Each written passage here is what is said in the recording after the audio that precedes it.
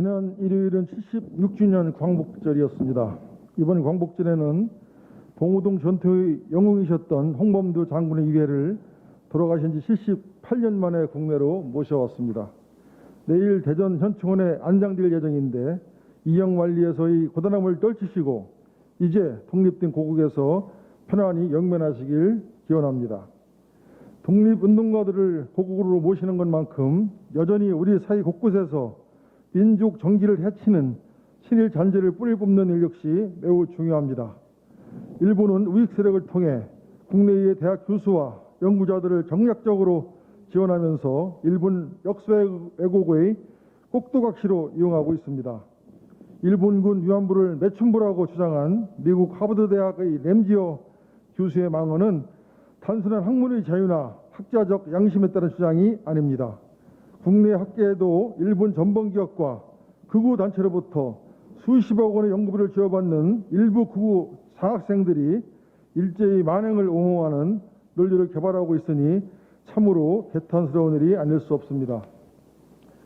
여기에 지난주 방송된 우리나라 국정원과 일본 극우 세력 간의 부당 거래를 다룬 MBC PD수첩의 내용은 국가의 정부기관마저 반민족적인 친일 행위에 가담했다는 사실에 가히 충격적입니다.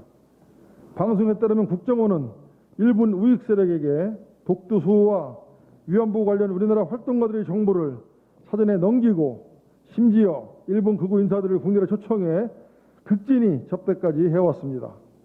국정원의 지원을 받고 있는 일본의 극우단체 국가기본문제연구소 국기련은 일본의 혐한 정책 수립에 깊이 개입하고 있습니다. 더욱이 육사 출신의 국정원 전신 중앙정보부 퇴직자는 국기련의 객원 연구원으로 활동하면서 문재인 대통령을 공산주의자, 중국 공산당의 스파이, 북한의 간첩 등등 망언을 스tamp 있어 분노를 자아내고 있습니다. 2015년 박근혜 정부의 굴욕적인 한일 위안부 합의도 이병기 전 국정원장이 관여하여 일본 극우 세력을 등에 업고 일본이 그린 그림에 따라 진행된 야합의 결과라고 하니 기가 찰 노릇입니다. 지난 정부 시절 국정원은 대한민국의 정부기관이 아닌 일본의 정부기관이었습니까? 국정원은 국민을 배신하고 일본 극우 세력과 결탁했다는 의혹에 대해 국민 앞에 낱낱이 해명해야 합니다. 이에 대해서는 국민의힘도 당의 명확한 입장을 밝혀주시기 바랍니다.